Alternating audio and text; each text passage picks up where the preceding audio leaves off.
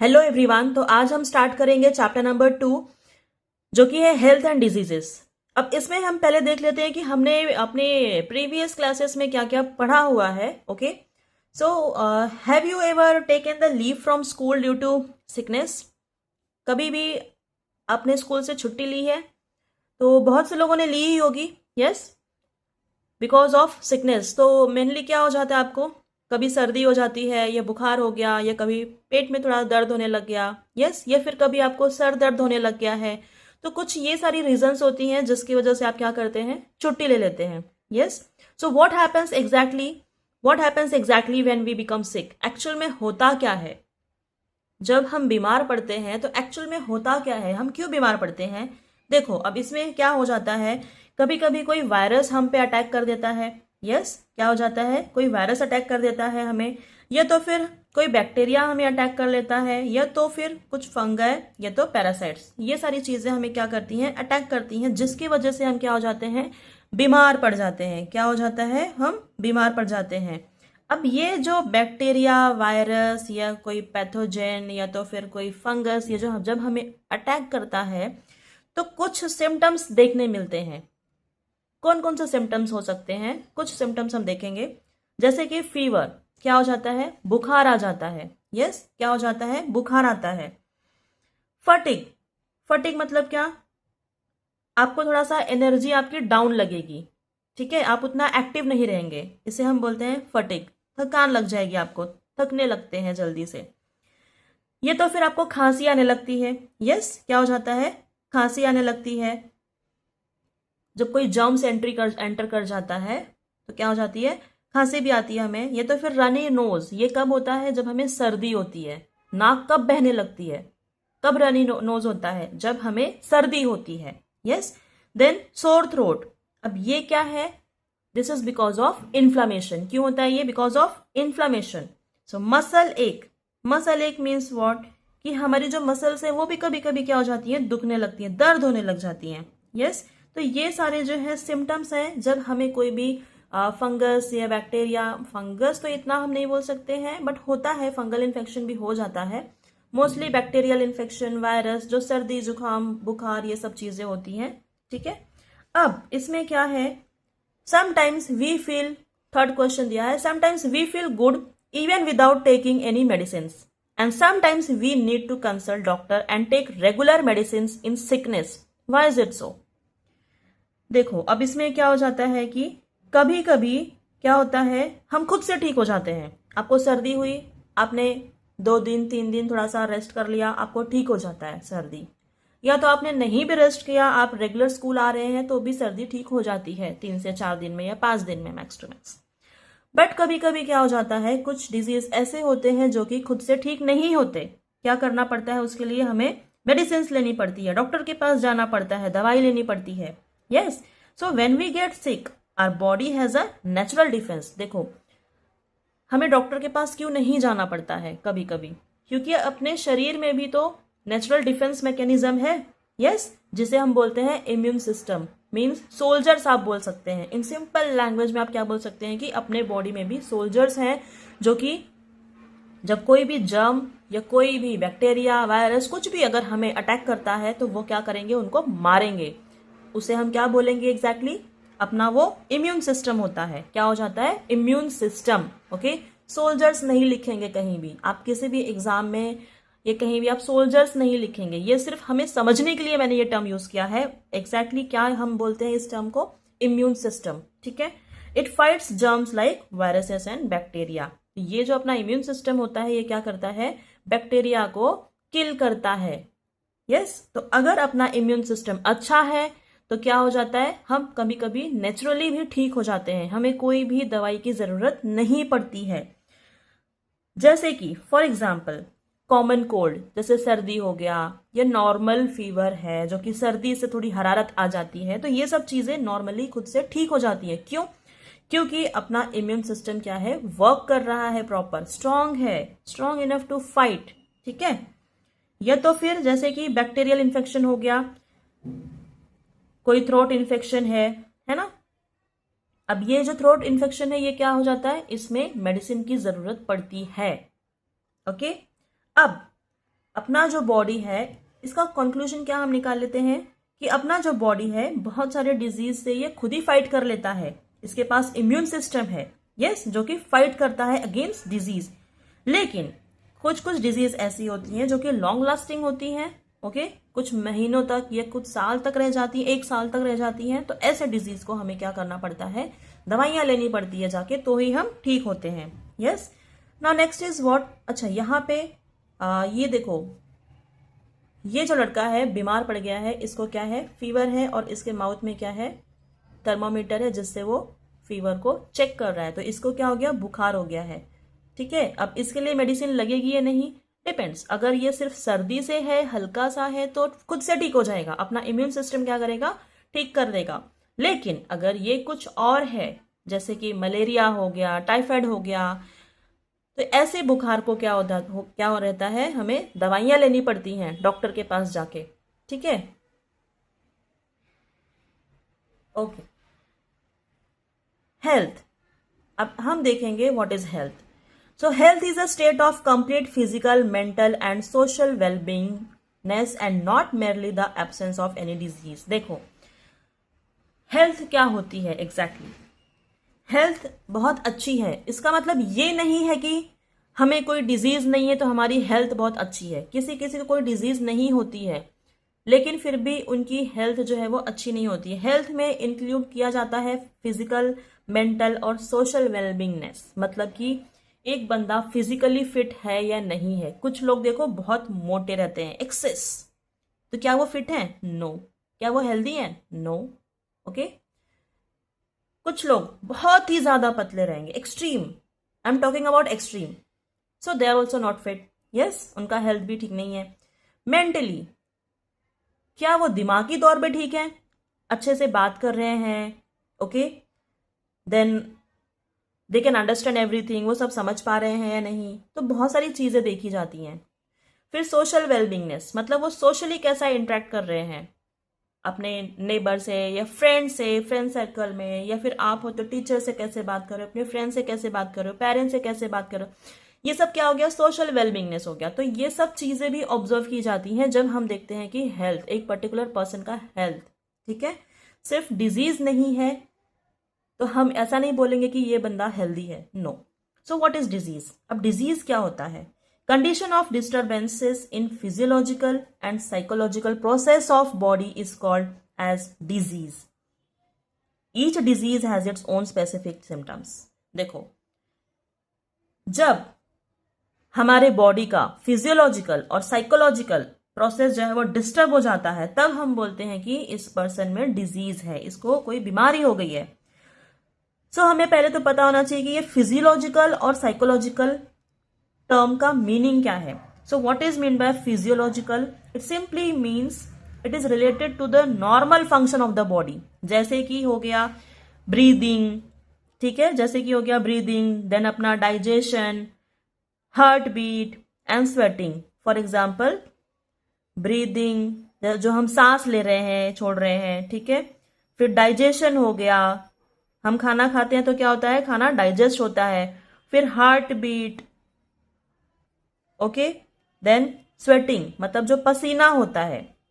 अगर ये सारे फंक्शंस प्रॉपर हैं तो हम बोलेंगे ये फिजियोलॉजिकली फिट है। लेकिन अगर ये सारी चीजों में से कुछ भी डिस्टर्ब है तो क्या हो जाएगा, उस पर्टिकुलर पर्सन को कोई बीमारी हुई है, तभी ये चीजें डिस्टर्ब हुई हैं। दूसरा है साइकोलॉजिकल। अब इसका मतलब क्या होता है, कुछ तो दिमाग से रिलेटेड है, it means it is related to the mind. जैसे कि उसके थॉट्स कैसे हैं, फीलिंग्स कैसी है, इमोशंस कैसे हैं। For example feeling happy, sad, okay, कि वो खुश है या फिर दुखी है, एंशियस है और कॉन्फिडेंट, ये सब क्या है, साइकोलॉजिकल प्रोसेस है। क्या है, feeling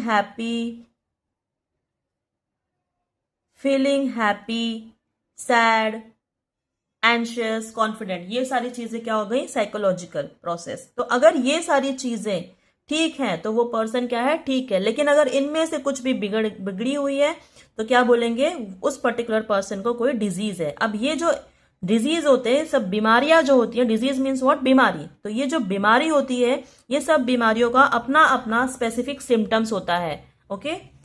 So types of disease, we will see types of disease. You must have heard the names of various disease like diabetes, common cold, asthma, Down syndrome, heart disease. ये सब आपने सुना ही होगा. Yes. So reasons and symptoms of all these disease are different. ये सब बीमारियों का reason कि क्यों हुआ है, ओके, और उनका जो सिम्टम्स है ये सब अलग अलग रहता है. To bring coordination in scientific study of disease are classified as follows. अब इसको साइंटिफिकली स्टडी किया जा सके बीमारियों को, उनके सिम्टम्स कैसे हैं या फिर कितना देर तक वो रहती है बीमारी, ये सब के हिसाब से हम पढ़ सके अच्छे से, उनको क्या किया गया है, क्लासिफाई किया गया है. सो यहां पे आप देख सकते हैं टाइप्स ऑफ डिजीजेस. पहला तो आ जाता है according to duration, according to duration, और दूसरा है according to reason, according to reason. अब अकॉर्डिंग टू ड्यूरेशन में दो टाइप्स के होते हैं डिजीज, दो टाइप्स की बीमारियां होती हैं. एक तो होती है क्रोनिक डिजीज, ठीक है, दूसरा है एक्यूट डिजीज. अब ये जो क्रोनिक डिजीज है, क्रोनिक डिजीज मतलब क्या होता है, ऐसी बीमारियां जो कि काफी दिन तक रहती हैं, काफी दिन हम नहीं बोल सकते, मंथ्स, ये तो सालों साल तक रहती हैं, ठीक है. सो क्रोनिक डिजीज मतलब क्या, last for long time, last for long time, जैसे कि मंथ्स और ईयर, जैसे कि एक दो महीना, 3-4 महीना, या 6-7 महीना, या कभी कभी 1 साल, 2 साल. तो ऐसी बीमारियों को हम बोलेंगे क्रोनिक डिजीज. एक्यूट डिजीज का मतलब क्या हो जाता है, जो कि कुछ दिन के लिए रहती है. यस, 1-2 दिन या फिर 4-5 दिन, 10-15 दिन, इसको हम बोलेंगे एक्यूट डिजीज. अब ये जो एक्यूट डिजीज है, इसके एग्जाम्पल्स हम देखेंगे, जैसे कि कॉमन कोल्ड, आपको सर्दी हो गई है, ठीक है, तो इसे जो सर्दी है वो किस में आ जाएगा, एक्यूट डिजीज में आ जाएगा. फ्लू हो गया है, देन फूड पॉइजनिंग हो गया है कि आपने कुछ खाना ऐसा खा लिया है जो कि खराब था, तो आपको क्या हो जाता है, फूड पॉइजनिंग. ये भी क्या हो गया, एक्यूट डिजीज. ये भी क्या कुछ दिन में ठीक हो जाता है. Yes. Now next is what, according two reasons. अब किसी किसी में क्या हो जाता है, कुछ रीजंस होते हैं, कुछ रीजंस, जैसे कि फॉर एग्जाम्पल कुछ डिजीज ऐसे होते हैं जो कि हेरिडेटरी होती है, हेरिडेटरी डिजीजेस. दूसरा, कुछ डिजीज ऐसे होते हैं जो कि एक्वायर्ड डिजीज होते हैं. अब हेरिडेटरी डिजीज मतलब क्या, जो कि पेरेंट से पास ऑन हो जाता है बच्चों में. हेरिडिटी का मतलब ही है कि कोई भी चीज क्या हो जाता है, पास होता है पेरेंट से बच्चों में, मतलब ये बाय बर्थ. हेरिडिटरी डिजीज मतलब कि by birth. Okay. Acquired disease, acquired disease मतलब कि जो कि बर्थ के बाद होता है.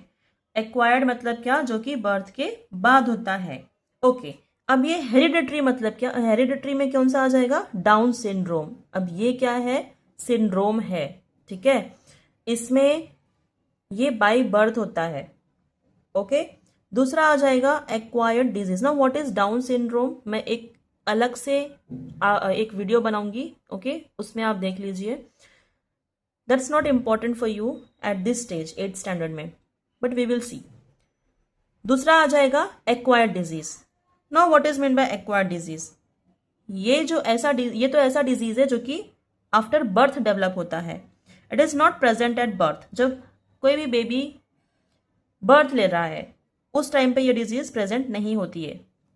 अब इसमें दो टाइप के हैं, पहला है इन्फेक्शियस डिजीज, दूसरा है non infectious disease. Infectious disease में आ जाएगा for example common cold, flu, dengue. Common cold, flu and dengue, ये सारे आ गए किसमें, इन्फेक्शियस डिजीज में आ गए. Yes. Non infectious disease, infectious मतलब क्या, जो कि फैलता है. इन्फेक्शियस मतलब जो कि फैलता है. किसी को सर्दी हुई है, कॉमन कोल्ड, अगर उसने छींका और आप वहां पे हैं, आपने अपना नोज कवर नहीं किया, तो आपको सर्दी हो जाएगी. यस. सो ये क्या है, इन्फेक्शियस, फैलता है. नॉन इन्फेक्शियस जो कि नहीं फैलता, for example diabetes, heart disease, ये सारी चीजें फैलती हैं क्या, कि किसी को डायबिटीज हुआ है, आपने उसको टच कर दिया या उसके पास बैठे हैं तो आपको भी हो जाएगा, नो. ये सारी डिजीज जो है नॉन इन्फेक्शियस है.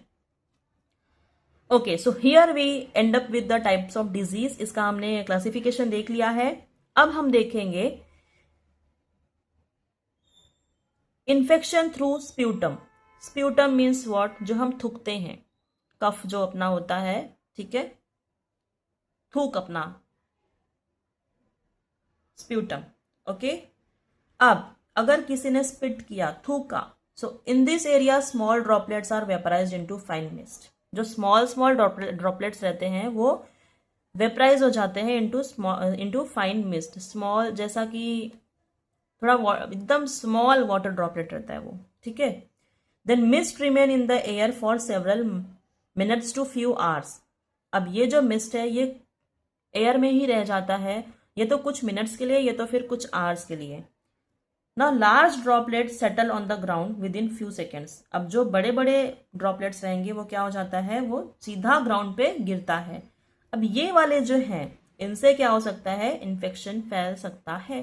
Yes, now let's see here, can you tell how do the following disease spread. अब ये जो डिजीज है ये कैसे स्प्रेड होता है ये हम देखेंगे।